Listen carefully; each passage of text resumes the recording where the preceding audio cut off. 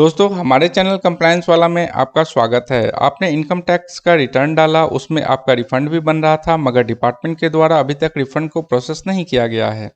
इसकी क्या वजह हो सकती है?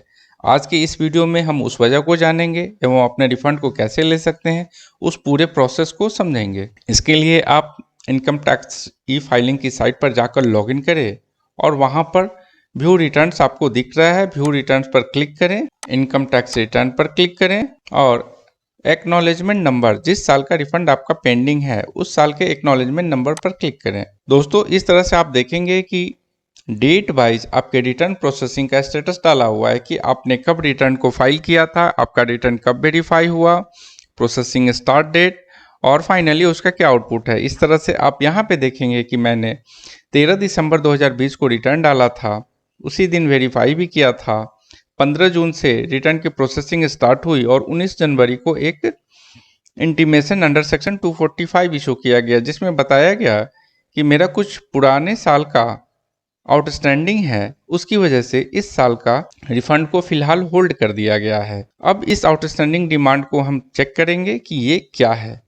यहाँ पर आप आउटस्टैंडिंग डिमांड पर क्लिक करें और इस तरह से आपको दिख रहा है कि असेसमेंट ईयर 2018-19 के लिए मेरा 21,910 रुपये का एक आउटस्टैंडिंग है। इस डिमांड का दोस्तों आपको रिस्पॉन्स देना है। आप चाहे तो यहाँ पे पे टैक्सेस पर क्लिक करके आप अपने आउटस्टैंडिंग डिमांड को क्लियर भी कर सकते हैं। इसके लिए आपको ऑनलाइन पेमेंट इस तरह से करना पड़ेगा, मगर पेमेंट करने से पहले यह जानना जरूरी है कि ये आउटस्टैंडिंग डिमांड क्यों ओपन।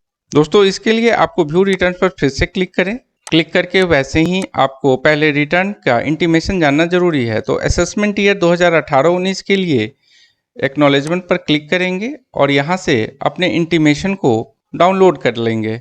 दोस्तों इसके लिए आपको फॉर्म 26AS को भी, उस साल का जो फॉर्म 26AS है उसे भी डाउनलोड करके रख लें और उसके कारण को जानें कि हमने रिटर्न में क्या डाला था और डिपार्टमेंट के द्वारा इसकी प्रोसेसिंग कैसे की गई है। आप देखिए, सबसे पहले हेड ऑफ इनकम में सैलरी से मैंने जो इनकम डाला था डिपार्टमेंट के द्वारा भी वही प्रोसेस किया गया है। मैंने interest payable on borrowed capital, जो हाउसिंग लोन का क्लेम लिया था, डिपार्टमेंट ने उसे भी माना है। ATC का डिडक्शंस भी मेरा मान लिया है और इस तरह से मेरा टैक्स कैलकुलेशन जो मैंने किया था और डिपार्टमेंट के द्वारा दोनों ही सही है, कहीं कोई अंतर नहीं आ रहा है। मगर TDS में जाकर देखते हैं दोस्तों, TDS का क्लेम जो मैंने लिया था 17,673 रुपये का, डिपार्टमेंट ने उसे नहीं माना है। उसे क्यों नहीं माना है उसे देखता हूँ और इसी वजह से 21,907 रुपये राउंड फिगर करते हुए 21,910 रुपये का एक डिमांड मुझे आया है, जिसका पेमेंट करना होगा। इसके लिए पहले मैं फॉर्म 26AS में जाकर देखता हूँ कि 17,000 का जो फिगर मैंने TDS में क्लेम लिया था डिपार्टमेंट ने उसे क्यों नहीं माना है। कहीं यह फॉर्म 26AS में रिफ्लेक्ट नहीं हो रहा है कि मैंने जो क्लेम किया था वो सही है और डिपार्टमेंट के द्वारा इसे नहीं माना गया है, तो इसे मैं पेमेंट नहीं करूंगा और डिमांड से डिसएग्री हो जाऊंगा।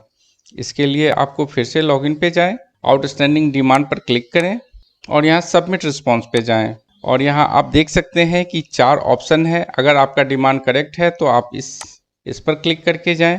डिमांड अगर कुछ सही है कुछ गलत है तो आप पार्शियली मैंने मान लिया कि 12,000 रुपये डिमांड सही है, तो बैलेंस अमाउंट मेरा इनकरेक्ट में आ गया। तो इनकरेक्ट डिमांड का आपको कोई भी कारण इसमें सेलेक्ट करना पड़ेगा कि आप इससे डिसएग्री क्यों हो रहे हैं। तीसरा ऑप्शन है डिसएग्री विद डिमांड। अगर आप फुल्ली डिसएग्री हैं तो आपको इस ऑप्शन पर सेलेक्ट करके और उसके नीचे जो भी रीजन है वो डालना चाहिए।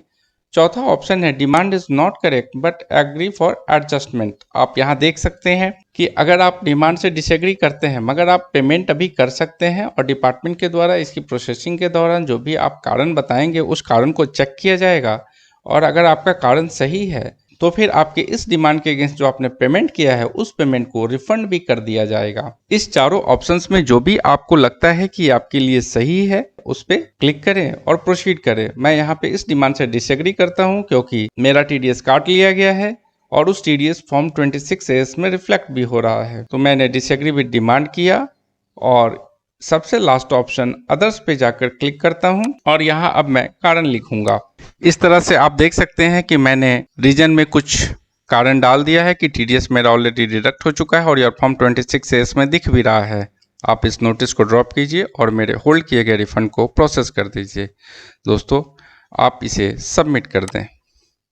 इस तरह से आपको एक वेरीफाई करने का ऑप्शन आएगा। आपने जो भी कारण लिखा हो आप एक बार फिर से चेक कर लें और सही है तो ओके करके सबमिट कर दें। आपको एक मैसेज डिस्प्ले हो रहा है कि आपने जो भी कारण डाला है, डिसएग्री किया है, उसको रिव्यू किया जाएगा, देखा जाएगा। अगर सही है तो उसके अकॉर्डिंग आपके जुडिक्शनल असेसिंग ऑफिसर के द्वारा जो भी कमेंट आएगा उसके अनुसार आगे उस रिफंड पे, उस डिमांड पर एक्शन लिया जाएगा। सही रहने की स्थिति में ऐसा देखा गया है कि आपका रिफंड जल्द ही आ जाएगा और उस आउटस्टैंडिंग डिमांड को ड्रॉप कर दिया जाएगा। इस तरह के और भी इन्फॉर्मेटिव वीडियो मैंने अपने चैनल पे डाले हुए हैं।